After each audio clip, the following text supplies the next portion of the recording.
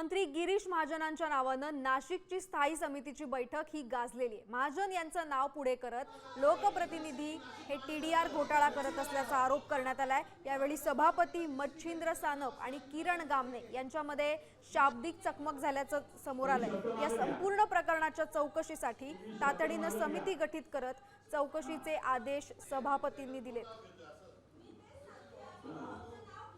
नगरचा विषय तिरासारथी ही सोसायटी आहे, तर त्या लोकांचा ठराव मंजूर झाल्याशिवाय हे त्यांचा TDR वजावट करू शकत नाही। पण त्यांचा ठराव मंजूर व्हायच्या आधीच त्यांचा TDR वजावट झालेला होता। समजा 6 तारखेला त्यांचा ठराव आला आणि 3 तारखेला त्यांचा ठराव त्यांचा TDR वजावट झालेला होता।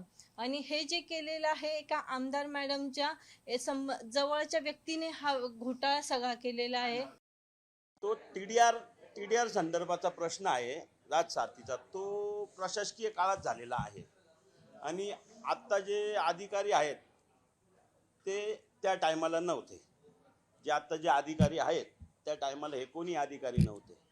मग त्यामुळे त्याचा आज तो सोयीस्कर अहवाल सन्माननीय सदस्यांना दिला आहे।